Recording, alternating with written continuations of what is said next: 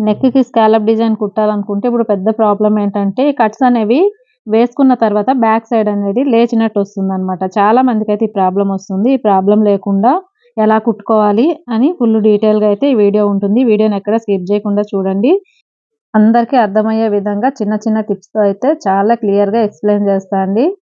ఇక్కడ నేను కుడుతున్న బ్లౌజ్ వచ్చేసి ఓన్లీ నెక్‌కే కాకుండా నడుం పట్టీ దగ్గర కూడా స్కాలప్ డిజైనే వచ్చింది. అలాగే హ్యాండ్స్‌కి కూడా.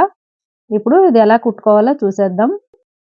ఫస్ట్ స్కాలప్ డిజైన్ కోసం ఏంటంటే మనం ఫ్యూజింగ్ తీసుకోవాలండి. ఫ్యూజింగ్ అంటే మనం బక్రం కూడా అంటాం గదా! ఈ బక్రం పేపర్‌ని తీసుకొని దీనిపైన అయితే మనం స్కాలప్ డిజైన్‌ని మార్క్ చేసుకోవాలన్నమాట.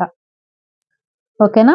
మన నెక్ లెంత్ ఎంతుంది, అలాగే నెక్ విడ్త్ ఎంతుంది చూసుకొని మనం ఇక్కడైతే ఈ డిజైన్ కోసం అయితే ఈ ఫ్యూజింగ్‌ని కట్ జేసుకోవాలి. ఇక్కడ నెక్ విడ్త్ మనం ఎంత తీసుకుంటాము, 2.5 ఇంచులు తీసుకుంటాం కదా! 2.5 ఇంచులకు ఒక మార్కింగ్ చేసుకోండి. అలాగే ఈ కింది కూడా నెక్ విడ్త్ 2.5 ఇంచులకి మార్కింగ్ చేసుకోవాలి. ఇక్కడ నెక్ లెంత్ అయితే ఖర్చులతో కలిపి 10.5 ఇంచులు తీసుకున్నా. అంటే హాఫ్ ఇంచు ఖర్చుకు పోతుంది. రెడీ వచ్చి 10 ఇంచులొస్తుంది. ఇక్కడ కింద బ్రాడ్‌గా కొంచెం మనం బ్లౌజ్ కట్ చేసినప్పుడు పైన నెక్ 2.5 తీసుకున్నా, కిందొచ్చేసి నెక్ డీప్ పెంచడం కోసమని కొంచెం ఎక్కువ తీసుకుంటాం గదా! ఇక్కడ స్కాలప్ డిజైన్‌కైతే అలా తీసుకోకూడదండి. అలా తీసుకున్నా సరే కట్స్ అనేవి మనకి లేచినట్టొస్తాయన్నమాట. మనం పైన షోల్డర్ దగ్గర ఎంత విడ్త్ అయితే తీసుకుంటామో కింది సైడ్ కూడా అంతే తీసుకోవాలి. ఇక్కడైతే మేము ప్యాటర్న్ అయితే కట్ చేసి పెట్టుకున్నామన్నమాట. ఈ ప్యాటర్న్‌ని యూజ్ చేసి ఇక్కడ చూపిస్తున్నట్లు స్కాలప్ డిజైన్ మార్కింగ్ అయితే చేసుకోవాలి. మీరిక్కడ ప్యాటర్న్ ఎందుకు యూజ్ చేస్తున్నారు? డైరెక్ట్‌గా మార్కింగ్ చేయొచ్చు గదా! అని అడగొచ్చు. మేమైతే ముందే ఇలా ప్యాటర్న్ అయితే కట్ చేసి పెట్టుకుంటామండి. ఎందుకంటే ఈ మధ్య ఎక్కువ మంది ఇదే డిజైన్ కావాలని అడుగుతున్నారనమాట. షాప్‌లో కూడా చాలా బ్లౌజులయితే స్కాలప్ డిజైన్ కుడుతున్నాము. అందుకని ప్రతిసారి డైరెక్ట్‌గా ఫీజింగ్ పైన మార్కింగ్ చేసుకుంటే టైం అయితే ఎక్కువ పడుతుంది. అందుకని ఇలా ప్యాటర్న్ అయితే కట్ చేసుకుంటే మనకి మార్కింగ్ అనేది తొందరగా అయిపోతుంది. అలాగే నీట్‌గా వస్తుంది. అంటే ప్రతి కట్ మనకి ఒకటే సైజులో వస్తుందన్నమాట. ఇక్కడ ఈ కట్స్ అనేవి కొంచెం లైట్‌గా తీసుకోవాలండి. మరీ లోతుగా కొంచెం పెద్దగా తీసామంటే బ్యాక్ సైడ్ వచ్చేసి మనకి లేచినట్టు వస్తుందన్నమాట. అలా కాకుండా ఇలా కొంచెం చిన్న కట్స్ అయితే తీసుకుంటే బ్యాక్ సైడ్ లేచే ప్రాబ్లమ్ అయితే ఉండదు. కట్స్ అయితే నీట్‌గా ఉంటాయి. ఇక్కడ చూస్తున్నారు కదా! ఇలా మార్కింగ్ అయిన తర్వాత ఒక 1 ఇంచ్ ఎక్స్‌ట్రా వదిలేసి ఇలా కట్ జేసుకోండి. ఇలా కట్ జేసిన తర్వాత ఇది నెక్ రౌండ్ వచ్చేసింది కదా! ఇది జరగకుండా ఒకసారి ఇలా స్టేప్లర్ ఉంటే పిన్ జేసుకోండి. లేకపోతే బాల్ పిన్ ఉంటది కదా! దాన్ని కూడా జరగకుండా పిన్ జేసుకొని ఇప్పుడు ఈ నెక్ షేప్‌నయితే కట్ జేసుకోవాలి.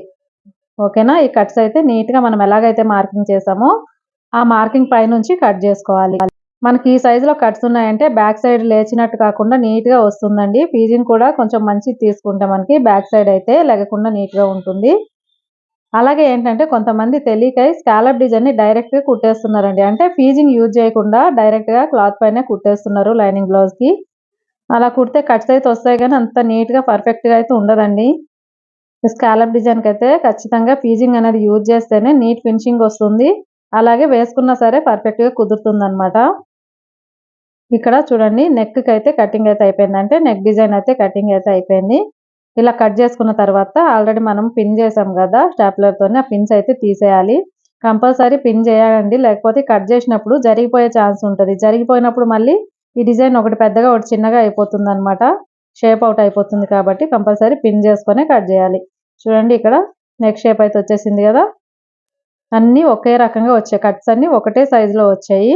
ఇలాగే రావాలండి. ఒకటి ఎక్కువ, ఒకటి తక్కువ కాకుండా ఇలాగైతేనే నీట్‌గా వస్తుంది కుట్టిన తర్వాత. నెక్స్ట్ వచ్చేసి హ్యాండ్ కోసం సేమ్ ప్యాటర్న్ యూజ్ చేసి కట్ చేసుకోవాలండి. ఫీజింగ్‌ని స్ట్రెయిట్‌గా తీసుకొని చేతి లూజ్‌ని ఇక్కడ మార్కింగ్ చేసుకోవాలి. చేతి లూజ్ వచ్చేసి 11 ఇంచులండి. 11 ఇంచులకి ఇలా మార్కింగ్ చేసుకొని ఈ 11 ఇంచుల్లోన మనకి ఈ కట్స్‌ని అయితే మార్కింగ్ చేసుకోవాలి. ఇక్కడ కూడా సేమ్ ప్యాటర్న్ యూజ్ చేసి అయితే మార్కింగ్ చేస్తున్నామండి. మనం నెక్‌కి ఏదైతే ప్యాటర్న్ యూజ్ చేసి మార్కింగ్ చేసామో అదే ప్యాటర్న్‌ని ఇక్కడ హ్యాండ్‌కి కూడా మార్కింగ్ చేసుకోవాలన్నమాట. అర్థమైంది కదండీ! ప్యాటర్న్ కట్ చేసుకుంటే మనకి ఎంత ఈజీ అయిపోతుంది కటింగ్ అనేది. సేమ్ హ్యాండ్‌కి ఇలా మార్కింగ్ చేసుకొని కట్ చేసేయాలి. ఇక్కడ కూడా ఇవి 2 ముక్కలు ఉన్నాయండి. అంటే 2 హ్యాండ్స్‌కి 2 పీసెస్ ఉన్నాయన్నమాట. వీటికి కూడా కదలకుండా ఇలా పిన్ చేసుకొని కట్ చేసుకోవాలి. ఇప్పుడు ఆల్రెడీ మార్కింగ్ చేసాం కదా! ఈ మార్కింగ్ పైనుంచి ఇలా కట్ చేసుకోవాలండి. కట్ చేసేటప్పుడు కూడా కొంచెం మెల్లగా నీట్‌గా కట్ చేసుకోండి. కొంచెం ఇటు అటు అయినా సరే మళ్ళీ ఎక్కువ తక్కువ కట్ అయిపోతుంది కాబట్టి కొంచెం మెల్లగా నీట్‌గా కట్ చేసుకోవాలి.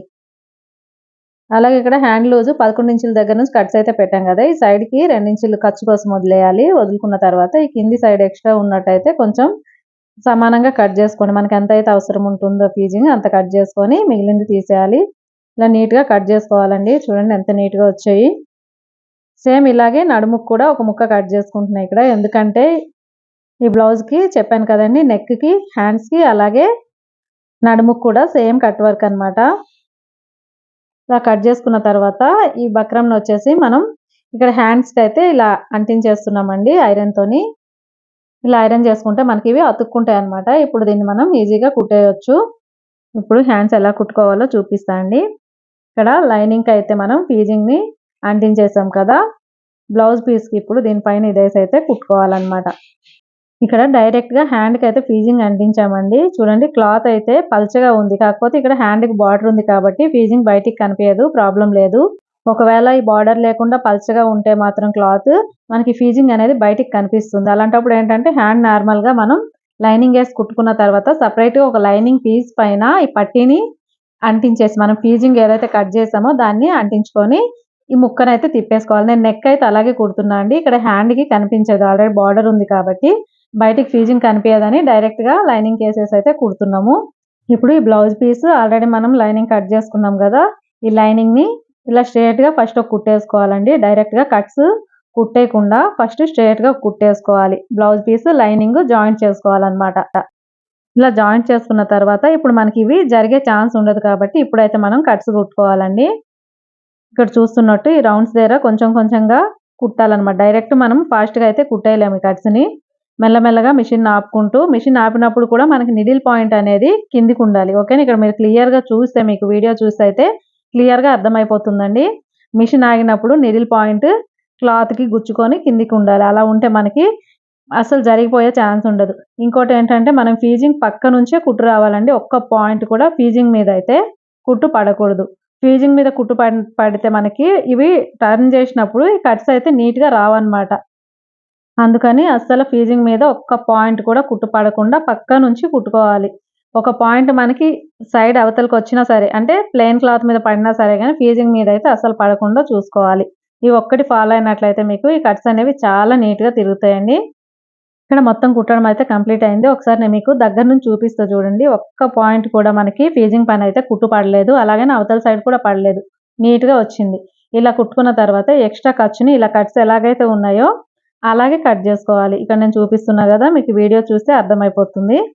ఇలా కట్ చేసుకున్న తర్వాత ఇప్పుడు ఈ కట్స్ దగ్గర నాచులు పెట్టుకోవాలండి. అంటే మనకి ఇక్కడ ఈ కట్స్ లోతు ఎక్కడైతే ఉందో అక్కడ మరి కుట్టు తెగిపోకుండా దగ్గరగా నాచ్ అయితే పెట్టాలి. ఇలా పెడితేనే మనకి దీన్ని టర్న్ చేసినప్పుడు నీట్‌గా ఈ షేప్ అనేది తెలుస్తుందండి. ఈ కట్ చేసినప్పుడు కూడా జాగ్రత్తగా కట్ చేయండి. దారం కట్ అవ్వకూడదు. అలాగని మరి దూరంగా కూడా కాదు. ఆల్మోస్ట్ కుట్టు దగ్గర వరకు కట్ చేస్తేనే మనకి ఈ షేప్ అనేది నీట్‌గా తిరుగుతుంది. చూడండి ఇక్కడ నేను చూపిస్తున్నట్లు ఇలా అయితే టర్న్ చేసుకోవాలి. చూస్తున్నారు గదా! ఎంత నీట్‌గా వచ్చింది. మనం ఈ కట్స్ అనేవి కరెక్ట్‌గా ఈ మూలలు కట్ చేయకపోతే ఇంత నీట్‌గా తిరగదు.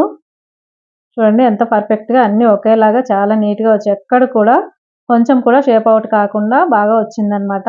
ఇది ఇంకొంచెం స్టిఫ్ క్లాత్ అయితే ఇంకా నీట్‌గా వస్తుందండి. ఇంకో హ్యాండ్ కూడా ఇలాగే కుట్టుకోండి. హ్యాండ్ కుట్టే విధానం అయితే ఇలా అన్నమాట. నెక్స్ట్ మనం నెక్ అయితే కుట్టుకోవాలి. ఇక్కడ నేను ఫస్ట్ చెప్పాను గదా! క్లాత్ పల్చగా ఉన్నప్పుడు ఎక్స్‌ట్రా లైనింగ్ తీసుకొని ఎక్స్‌ట్రా లైనింగ్ పైన కట్ చేసుకున్న ఫీజింగ్‌ని అతికించుకోవాలి. ఓకేనా. డైరెక్ట్‌గా అయితే అతికిస్తే మనకి పల్టీ చేసిన తర్వాత ఫీజింగ్ అనేది బయటికి కనిపిస్తుంది. బ్లౌజ్ పీస్ పల్చగా ఉన్నప్పుడు.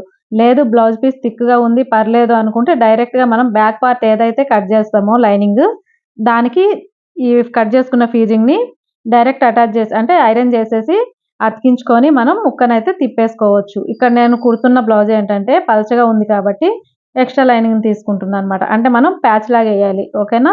ఇంకొక చిన్న టిప్ ఏంటంటే ఇక్కడ కస్టమర్స్ మీ దగ్గరికొచ్చినప్పుడు కొంచెం పల్చగా ఉన్న క్లాత్‌కి స్కాలప్ డిజైన్ కుట్టమంటే కాదని చెప్పండి. పల్చగా అంటే జార్జెట్ క్లాత్ ఇలాంటివి ఉంటాయి గదా! సిఫాను, జార్జెట్ అలాంటి వాటి మీద అయితే అస్సలు సెట్ అవ్వదండి. ఇక్కడ క్లాత్ అయితే నేను కుడుతున్నది కొంచెం పల్చగా ఉందంటే బయటికి కనిపిస్తున్న కొంచెం స్టిఫ్‌గా ఉందన్నమాట క్లాత్. అందుకనే నేను కుడుతున్నా. నేనైతే డైరెక్ట్‌గా సెట్ అవ్వకపోతే సెట్ కాదని కస్టమర్‌కైతే చెప్పేస్తాను. ఇక్కడైతే ఎక్స్‌ట్రా క్లాత్ తీసుకొని దీనిపైన కట్ చేసుకున్న ఫీజింగ్‌ని అతికించేసుకోవాలి. అతికించుకున్న తర్వాత ఇక్కడ చూడండి. ఇక్కడ నేను బ్లౌజ్ పీస్ లైనింగ్ అటాచ్ చేసేసాను బ్యాక్ పార్ట్. ఇప్పుడు దీనిపైన ఏసైతే కుట్టాలి. ఎలా కుట్టాలో క్లియర్‌గా చూపిస్తా చూడండి. ఫస్ట్ ఫీజింగ్ అరేంజ్ చేసుకున్నాం కదా, ఈ ముక్కకి పాదం వరుస కుట్టు అయితే చుట్టూ వేసేయాలండి. ఎందుకంటే ఇక్కడ ఖర్చు బయటికి లెగకుండా అన్నమాట. పక్క నుంచి ఇలా కుట్టేసుకోండి. ఇలా చుట్టూ కుట్టేసుకున్న తర్వాత బ్లౌజ్ బ్యాక్ పార్ట్ వచ్చేసి లైనింగ్ అలాగే బ్లౌజ్ పీస్ జాయింట్ అయితే చేసేసానండి. ఇప్పుడు స్కాలప్ డిజైన్ కట్ చేసుకున్నాం కదా, దీన్ని బ్లౌజ్కి అయితే అటాచ్ చేసుకోవాలి. ఇక్కడ బ్లౌజ్కి వచ్చేసి నెక్ రౌండ్ అయితే కట్ చేయలేదండి. చూడండి, ఇక్కడ మనం సెంటర్ వచ్చేసి మనకి ఒక మార్కింగ్ అయితే చేసుకోవాలి. ఇలా ముందే మార్కింగ్ చేసుకుంటే మనం కుట్టేటప్పుడు ఇక్కడ కరెక్ట్గా ఈ సెంటర్ పాయింట్ అయితే తెలుస్తుందండి. ఒక సైడ్కి అయిపోయే ఛాన్స్ అయితే ఉండదు. అందుకని ముందు ఇలా మార్కింగ్ చేసుకోవాలి. నెక్ షేప్ని అయితే కట్ చేయలేదు కాబట్టి తెలీదు. అందుకని ఇక్కడ ఒక మార్కింగ్ ఇలా చేసుకున్న తర్వాత ఇక్కడ బ్లౌజ్ కట్ చేసాం కదా, అంటే బ్యాక్ పార్ట్కి ఇక్కడ షోల్డర్ దగ్గర కూడా నాచులు ఉన్నాయి. కట్ చేసినప్పుడు ఎవరి నాచులు అయితే పెడతామో అవి అన్నమాట నెక్ విడతవి. ఈ నాచు దగ్గరికి ఇక్కడ మనం ఆల్రెడీ కట్ చేసి తీసుకున్న ఈ ఫీజింగ్ని అయితే సెట్ చేసుకోవాలి. ఇది సెంటర్ కదా, ఇక్కడ ఈ ఫీజింగ్ కూడా సెంటర్ వచ్చేటట్టు ఇలా చూసుకోండి. కరెక్ట్గా ఇలా చూసుకొని ఇది జరగకుండా ఒక బాల్ పిన్ తీసుకొని పిన్ చేసుకోవాలన్నమాట. ఇలా చేసుకున్నట్లయితే మనకి ఈ ఫీజింగ్ ఎటు జరిగిపోయే ఛాన్స్ ఉండదండి, కరెక్ట్గా వస్తుంది. ఇలా కనుక చేయకుండా డైరెక్ట్గా కుట్టేస్తే మనకి ఎక్కువ ఏంటంటే ఒక సైడ్కి అయిపోయే ఛాన్స్ ఉంటుందన్నమాట. అందుకని ఫస్ట్ ఇలా బాల్ పిన్ తీసుకొని మొత్తం జరగకుండా పిన్ చేసుకుంటే బెటర్ అండి. ఇక్కడ పైన కూడా నాచులు పెట్టాం కదా, నెక్ విడ్త్ అంటే బ్లౌజ్ కట్ చేసినప్పుడు ఏవైతే పెడతామో దానికి ఇలా కరెక్ట్గా అడ్జస్ట్ చేసుకోవాలి. మనం బ్లౌజ్ కట్ చేసినప్పుడు నెక్ విడ్త్ ఎంతైతే తీసుకుంటామో ఈ ఫీజింగ్ కట్ చేసినప్పుడు కూడా నెక్ విడ్త్ అంతే తీసుకోవాలి. అలాగైతేనే ఇది సెట్ అవుతుంది. ఓకేనా. మనం ఫీజింగ్ కట్ చేసినప్పుడు ఎక్కువ తక్కువ చేసినా, బ్లౌజ్ కట్ చేసినప్పుడు అంటే అక్కడ వేరే ఇక్కడ వేరే మెజర్మెంట్స్ తీస్తే అయితే కరెక్ట్గా సెట్ అవ్వదు. అందుకని కట్ చేసినప్పుడు ఇది కరెక్ట్గా గుర్తుపెట్టుకోవాలండి. ఇప్పుడు ఒకసారి మీకు నెక్ విడ్త్ ఎంత ఉందని చూపిస్తా అండి. ఇక్కడ నుంచి చూస్తే మనకి 5 ఇంచులు వచ్చింది. ఈ లోతు కట్ చేసాం కదా, ఈ కట్స్ లోపల నుంచి చూస్తే 6 ఇంచులు అయితే వస్తుంది. చూడండి, 6 ఇంచులు వచ్చింది. అంటే ఈ కట్ లోతు వచ్చేసి మనం 1/2 ఇంచు తీసుకున్నాం. 1/2 ఇంచు కరెక్ట్గా సరిపోతుందండి, అంతకంటే ఎక్కువ అయితే తీసుకోకండి. అలాగే ఇప్పుడు సెంటర్కి రఫ్గా కుట్టేసుకోండి. ఎందుకంటే ఇంకొంచెం జరిగే ఛాన్స్ ఏదన్నా ఉందంటే అసలు జరగకుండా ఉంటుందన్నమాట. ఫస్ట్ ఇలా ఒక కుట్టేసుకొని మనం కుట్టిన తర్వాత ఈ నెక్ రౌండ్ ఎలాగో కట్ చేస్తాం కదా, అప్పుడు అది వచ్చేస్తుంది. ఎలాగో ఇలా కుట్టేసుకుంటే మనకి అసలు ఎటు జరిగే ఛాన్స్ ఉండదు. అందుకని ముందే ఇలా కుట్టుకొని అలాగే ఎటు జరగకుండా పిన్స్ చేసాం కదా, ఇలా సెట్ చేసుకున్న తర్వాత ఇప్పుడు కుట్టుకోవాలన్నమాట. ఈ ఫీజింగ్ పక్క నుంచి మనం హ్యాండ్స్ ఎలాగైతే కుట్టామో అలాగే ఫీజింగ్ పక్క నుంచి కుట్టు రావాలి. కుట్టు అసలు ఫీజింగ్ పైన అయితే పడకుండా ఆల్రెడీ మన హ్యాండ్స్ ఎలాగైతే చూపించానో అలాగే ఈ నెక్ను కూడా కుట్టేసుకోవాలండి. కొంచెం మెల్లమెల్లగా ఆపుకుంటూ ఈ షేప్ ఎలాగైతే వచ్చిందో రౌండ్గా ఆ షేప్ అలాగే సేమ్ వచ్చేటట్టు కుట్టు కూడా కొంచెం చిన్న కుట్టు పెట్టాలండి. ఈ రౌండ్స్ దగ్గర కుట్టినప్పుడు కుట్టు నెంబర్ని అయితే తగ్గించి పెట్టుకోండి. చిన్న కుట్టు అయితే మనకి కరెక్ట్గా ఈ మూలల దగ్గర నీట్గా తిరుగుతుంది అనమాట. మీకు కుట్టినప్పుడు ఆటోమేటిక్గా అర్థమవుతుందండి నేను చెప్పింది. పెద్ద కుట్టు అయితే ఏం ప్రాబ్లం అవుతుంది, చిన్న కుట్టు పెడితే ఏమవుతుంది అనేది. ఇలా మొత్తం కుట్టేసుకోవాలి. ఇలా కుట్టుకున్న తర్వాతే మనం నెక్ రౌండ్ అయితే కట్ చేసుకోవాలి. ముందైతే అసలు కట్ చేయకూడదండి. ఇలా మొత్తం కుట్టుకున్న తర్వాత మనం బాల్ పిన్స్ అయితే చేసాం కదా, ఈ పిన్స్ తీసేసి ఇప్పుడు నెక్ రౌండ్ షేప్ని అయితే కట్ చేసుకోవాలండి. మనం ఇంతకుముందు హ్యాండ్కి ఎలాగైతే కట్ చేసామో అలాగే అన్నమాట. ఒక పాదం అంతా ఖర్చు వదిలేసి ఈ రౌండ్స్ ఎలాగైతే కట్స్ ఉన్నాయో ఈ కట్స్ సేమ్ అలాగే ఒక 1/4 ఇంచు ఖర్చు వదిలేసి కట్ చేసుకోవాలి. ఇప్పుడు ఈ కట్స్ దగ్గర నాచులు పెట్టుకోవాలి. ఓకేనా. ఇంతకుముందు హ్యాండ్కి చెప్పాను కదా, అలాగే చూడండి ఇక్కడ కుట్టు దగ్గర వరకు కట్ చేయాలండి. కుట్టు కట్ అవ్వకూడదు. ఓకేనా. కొంచెం ఎక్స్ట్రా కూడా ఉండకుండా కొంచెం ఒక్క పాయింట్ అంత వదులుకొని దగ్గరగా కట్ చేసుకోవాలి. కుట్టునైతే అసలు కట్ చేసేయకండి. ఇలా మొత్తం అన్ని కట్స్ దగ్గర నాచు పెట్టుకున్న తర్వాత ఇప్పుడు ఇక్కడ నేను చూపిస్తున్నట్లు చూడండి, నేను ఏ విధంగా అయితే తిప్పుతున్నానో ఇలా తిప్పారంటే ఎక్కడ కొంచెం కూడా అప్ అండ్ డౌన్ లేకుండా, అంటే ఎక్కడ ఎక్కువ తక్కువ రాకుండా నీట్గా తిరుగుతాయండి. చూస్తున్నారు కదా ఎంత నీట్గా వచ్చేస్తుంది. మొత్తం ఈ కట్స్ అన్ని నీట్గా ఇలా పల్టీ చేసుకోండి. ఫీజింగ్ పైన కుట్టు పడినట్లయితే మనకి ఎలాంటి ప్రాబ్లం ఉండదండి, నీట్గా వచ్చేస్తుంది. అదే ఒక్క పాయింట్ అన్నా సరే ఫీజింగ్ పైన కుట్టు పడిందంటే మొత్తం షేప్ అవుట్ అయిపోతుంది అనమాట. అందుకని కుట్టినప్పుడు కొంచెం మెల్లగా అయినా సరే నీట్గా కుట్టుకోవాలి. చూడండి, మొత్తం తిప్పిన తర్వాత అయితే ఇలా ఉంది. ఇక్కడ నెక్కి కుట్టడం కంప్లీట్ అయింది కదా. ఇక్కడ నేను నడుముకు కూడా డిజైన్ ఉంది, కట్ వర్క్ అని చెప్పాను కదా. ఫస్ట్ అయితే ఈ నడుముకి కుట్టే ముందు ఇక్కడ బ్యాక్ డాట్స్ అయితే కుట్టేసుకోవాలండి. మనం అన్ని బ్లౌజులకు ఎలాగైతే డాట్స్ పడతామో అలాగే ఫస్ట్ డాట్స్ పట్టేయాలి. మనం కట్ వర్క్ కుట్టిన తర్వాత ఈ డాట్స్ కుట్టడానికి రాదు కాబట్టి ఫస్ట్ ఈ డాట్స్ అనేవి కుట్టేసుకోవాలి. 2 సైడ్‌లు ఇలా డాట్స్ పట్టుకున్న తర్వాత ఇక్కడ నడుముకి సరిపోయేంత సేమ్ నెక్ ఇంకా హ్యాండ్స్‌కి ఎలాగైతే కట్ చేసామో అదే ప్యాటర్న్ యూజ్ చేసి ఇక్కడ కూడా కట్ చేసి లైనింగ్ క్లాత్‌కి అటాచ్ చేసి అంటే లైనింగ్ క్లాత్‌కి అతికించుకొని ఉంచానన్నమాట. చూడండి. ఫస్ట్ మనం హ్యాండ్‌కి ఎలాగైతే ఫస్ట్ ఒక కుట్టేసుకున్నామో స్ట్రెయిట్‌గా ఇక్కడ నడుముకి కూడా సేమ్ అలాగే స్ట్రెయిట్‌గా జాయింట్ చేసుకోవాలి. ఒక కుట్టేసుకొని స్ట్రెయిట్‌గా జాయింట్ చేసుకొని ఇప్పుడైతే మనం ఈ కట్స్‌ని కుట్టుకోవాలి. ఇక్కడ ఖర్చు బయటికి లేకుండా ఒక కుట్టయితే ఏసుకోవాలి. నెక్‌కి ఎలాగైతే చుట్టేసామో అలాగే ఇక్కడ కూడా కుట్టేసుకోవాలి. ఇప్పుడు ఈ ఫీజింగ్ పక్క నుంచి హ్యాండ్స్‌కి, నెక్‌కి ఆల్రెడీ కుట్టాం గదా! అలాగే ఇక్కడ కూడా కుట్టేసుకోండి. ఈ కట్ వర్క్ బ్లౌజ్‌కేంటంటే హ్యాండ్స్‌కి నడుము దగ్గర కట్స్ పెట్టినప్పుడు ఏం ప్రాబ్లమ్ ఉండదండి. ఓన్లీ నెక్ దగ్గర మాత్రమే మనకి లేచినట్టు వస్తుందనమాట. ఇక లేకుండా రావాలంటే ఒకటి ఫీజింగ్ నీట్‌గా కట్ జేసుకోండి. డైరెక్ట్‌గా లైనింగ్ కట్ చేసి కుట్టేయకుండా ఫీజింగ్ కట్ జేసుకోండి. అలాగే ఫీజింగ్ కట్ చేసినప్పుడు ఈ లోతు అనేది హాఫ్ ఇంచ్ కంటే ఎక్కువ తీసుకోకండి కట్స్. ఓకేనా? హాఫ్ ఇంచ్ కంటే ఎక్కువ తీసినా ఈ లోతు ఎక్కువైపోయి అంటే మనకి ఈ షేప్ అనేది ఎక్కువొచ్చేస్తుంది. కట్ షేప్ ఎక్కువొచ్చేసి బ్యాక్ నెక్ దగ్గర అయితే లేచినట్టు వస్తుంది. అందుకని కరెక్ట్‌గా హాఫ్ ఇంచ్ తీసుకోండి. హాఫ్ ఇంచ్‌కి ఒక పాయింట్ తక్కువైనా సరే ఎక్కువ కాకుండా చూసుకోండి. ఇంకొకటి నెక్ విడ్త్ దగ్గర పైన షోల్డర్ దగ్గర నెక్ విడ్త్ తీస్తాం కదా! అక్కడ ఎంతైతే తీసుకుంటామో నెక్ కింద రౌండ్ షేప్ దగ్గర కూడా అంతే తీసుకోండి. బ్రాడ్‌గా రావాలని ఎక్కువ తీయడం లాంటివి చేయకుండా నెక్ విడ్త్ షోల్డర్ దగ్గర ఎంతైతే తీస్తామో కింద కూడా అంతే తీస్తే కరెక్ట్‌గా సరిపోతుందండి. చూసారు కదండీ స్కాలప్ డిజైన్‌ని మొత్తం అంటే నెక్, హ్యాండ్స్, నడుము దగ్గర ఎలా కుట్టుకోవాలనేది క్లియర్‌గా అయితే మీకు అందరికీ అర్థమయ్యేటట్టు ఎక్స్‌ప్లెయిన్ చేశాననుకుంటున్నా అండి. వీడియో గనుక నచ్చినట్లయితే వీడియోని లైక్ చేసి షేర్ చేయండి. ఇలాంటి మరిన్ని వీడియోల కోసం ఛానెల్‌ని సబ్స్క్రైబ్ చేసి పక్కనే ఉన్న బెల్ ఐకాన్‌ని ప్రెస్ చేసి ఆల్ అనే ఆప్షన్‌ని క్లిక్ చేయండి. Thank you for watching.